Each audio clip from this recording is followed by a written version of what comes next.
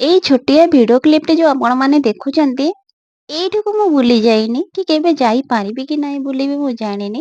ମୋ ସାଙ୍ଗ ଜଣେ ଯାଇଥିଲେ ଆଉ ସେ ସେଇଠୁ ଏଇ ଛୋଟିଆ ଭିଡିଓ କ୍ଲିପଟିକୁ ମୋ ପାଖକୁ ନେଇକି ଆସିଥିଲେ ମୁଁ ଦେଖିବା ପାଇଁ। ବହୁତ ସୁନ୍ଦର ହେଇଛି ଜାଗାଟି। ପରିବା ଚୋପା ଗୁଡାକୁ ଷଣ୍ଢକୁ ଦେଇ ଆସିଲି ମୁଁ। ତାପରେ ବିରିକୁ ମୁଁ ବାଟିଲି ତାକୁ ବଡି ପକେଇବା ପାଇଁ।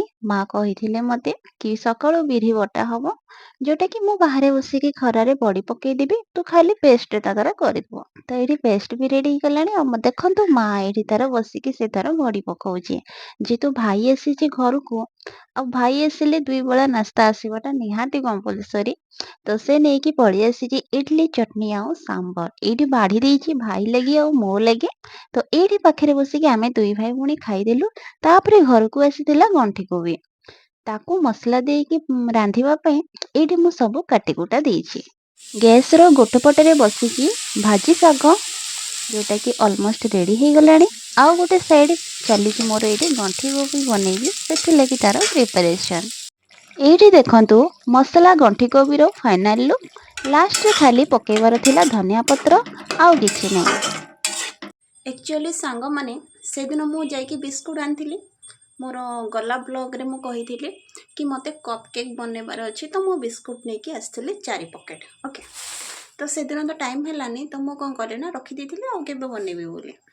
କିନ୍ତୁ 4 ପକେଟ୍ରୁ ଯେହେତୁ ଘରେ ଖାଇବା ଜିନିଷ ଅଛି ଆଉ ସେଦିନ ବନେଇ ପାରିଲିନି, ମୁଁ ଗୋଟେ ବିସ୍କୁଟ୍ ଖାଇ ଦେଇଛି ଆଉ ଅଛି 3ଟା। ମୁଁ ଜାଣିନି 3ଟା ବିସ୍କୁଟ୍ରେ ହେଇପାରିବ କି ନ ହେଇପାରିବ। ଯେହେତୁ ମୁଁ ଫାର୍ଷ୍ଟ ଟାଇମ୍ ବନେଇବାକୁ ଯାଉଛି, ମୁଁ କେବେ କପ୍ କେକ୍ ବନେଇନି, କେମିତି ବାହାରିବ କ'ଣ ବାହାରିବ ଯାହା ଭିଡ଼ିଓରେ ମୁଁ ଦେଖିଛି।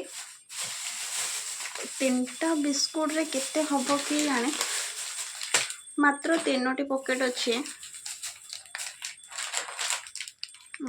ମାତ୍ର 3ଟା ଅଛି, ଗୋଟେ ପକେଟ୍ ମୁଁ ଖାଇ ଦେଇଛି। ଘରେ ଖାଇବା ଜିନିଷ ଥିବ ବୋଲେ ମନ ରହେନି ମୋର, ଦେଖାଯାଉ। ଏଇଠି ଦେଖନ୍ତୁ ସାଙ୍ଗମାନେ 15 ଟଙ୍କାର ମାତ୍ର ବିସ୍କୁଟ, ଯୋଉଟାର ଗୋଟେ ପ୍ୟାକେଟର ଦାମ ହଉଛି ମାତ୍ର 5 ଟଙ୍କା। ତ ସବୁକୁ ମୁଁ ଏଇଠୁ କାଢି ଦେଇଛି ଗୋଟେ ବାଉଲରେ। ଆଉ ମୁଁ ଏଇଠି ଗ୍ରାଇଣ୍ଡିଙ୍ଗ କରିବା ଲାଗି ଟୋଟାଲି ଚାହିଁଲିନି, କାହିଁକିନା ଛୋଟ ଛୋଟ ଚକୋଲେଟ ଯୋଉ ଏଥିରେ ପଡିଥାଏ ସେଗୁଡାକ ବି ଗ୍ରାଇଣ୍ଡିଙ୍ଗ ହେଇଯିବ, ତ ଭଲ ଲାଗିବନି। ତ ମୁଁ କ'ଣ କଲି ନା ସିମ୍ପଲ ଅଧା କପ୍ କ୍ଷୀରରେ ମୁଁ ତାକୁ ବତୁରିବା ପାଇଁ ଛାଡ଼ିଦେଲି। ବତୁରି ଗଲା ପରେ ସେ ଆରାମସେ ଗୋଟେ ସ୍ମୁଥ ପେଷ୍ଟ ଟାଇପର ହେଇଯିବ, ଟିକେ ହାଲକା ଘାଣ୍ଟି ଦେଲେ।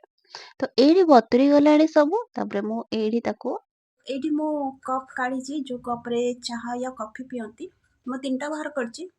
ଦେଖିବା 3ଟାରେ ହେଉଛି କି ନାହିଁ, କାହିଁକିନା ପୁରା ଫୁଲ୍ କରିବାର ନାହିଁ, ହାଫ୍ ହାଫ୍ ଦେବାର ଅଛି, କାହିଁକିନା ସେ ଫୁଲିବ ନା। ଏଇଠି ଦେଖିପାରୁଛନ୍ତି କେତେ ସ୍ମୁଥଲି ପେଷ୍ଟଟା ହେଇଯାଇଛି। ମୁଁ ତ ଗ୍ରାଇଣ୍ଡିଙ୍ଗ କିଛି କରିନି, କିନ୍ତୁ ଫିର୍ ବି ଆଉ ଏଇଟା ଯେଉଁ ଗୋଟି ଗୋଟି ଦେଖାଯାଉନି, ଏଗୁଡ଼ାକ ଚକୋଲେଟ୍ ଯେଉଁ ତା ସାଙ୍ଗରେ ପଡ଼ିନଥାଏ ସେଗୁଡ଼ାକ। ତାପରେ ଏଇଥିରେ ଗୋଟେ ଚାମଚ ମୁଁ ପକେଇଛି ବେକିଂ ପାଉଡର, ଆଉ ହାଫ୍ ଚାମଚ ମୁଁ ଦେଇଛି ବେକିଂ ସୋଡା। ଦେଇ ସାରିଲା ପରେ ଆମେ ସବୁକୁ ଏଇଠି ମିକ୍ସ କରିଦେଇଛି ମୁଁ। ତାପରେ ଆପଣମାନେ ଦେଖୁଛନ୍ତି କେତେ ସ୍ମୁଥଲି ପେଷ୍ଟଟା ହେଇଛି।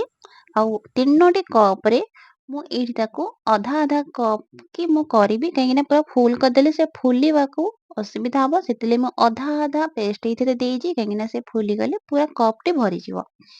ଆଉ ମୋ ପାଖରେ ତ ଏମିତି କିଛି ମେସିନ୍ ନାହିଁ। ମୁଁ କ'ଣ କରିଛି ନା କଡ଼େଇରେ ଲୁଣ କେଜିଟାକୁ ଏଇଠି ରଖିଦେଇଛି।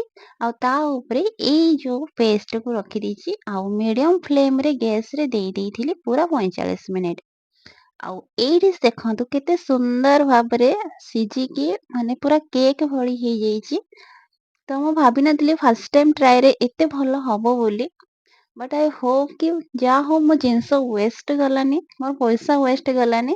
ବହୁତ ସୁନ୍ଦର ହେଇକି ବନିଛି। ମୁଁ ଭାବୁଥିଲି ଫାର୍ଷ୍ଟ ଟାଇମ୍ କି ମୁଁ ଏଟାକୁ ତାକୁ ଚିରିକି ବାହାର କରିବି, କିନ୍ତୁ ମୁଁ ତାପରେ ଦେଖିଲି କି ଆରାମସେ ସେ ତାର ଭିତର ସାଇଡ୍ ବହୁତ ସ୍ମୁଥ ଅଛି, ଯେହେତୁ ସେ ଆରାମସେ ତାର ବାହାରି ଯିବ ହାଲକା ଟିକେ ପ୍ରେସ୍ କରିଦେଲେ।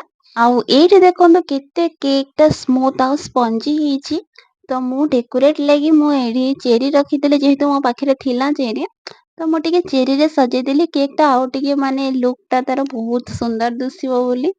ସୁନ୍ଦର ଦିଶିଲେ ଆହୁରି ଖାଇବାକୁ ଇଚ୍ଛା ହବ। ତ ଏଇଠି ମୁଁ ମାତ୍ର 3ଟି ହେଲା, 3ଟି 5 ଟଙ୍କିଆ ପ୍ୟାକେଟ୍ ବିସ୍କୁଟରେ 3ଟି କେକ୍ ହିଁ ବାହାରିଲା। ତ ଚାଲ, ବହୁତ ସୁନ୍ଦର ହେଇଛି। ଆପଣମାନଙ୍କୁ ଏଇ କେକ୍‌ଟି କେମିତି ଲାଗିଲା ନିହାତି ମୋତେ କମେଣ୍ଟ ବକ୍ସରେ ଜଣେଇବେ। ଫାର୍ଷ୍ଟ ଟାଇମ୍ ସକ୍ସେସ୍ ହେଲା କପ୍ କେକ୍।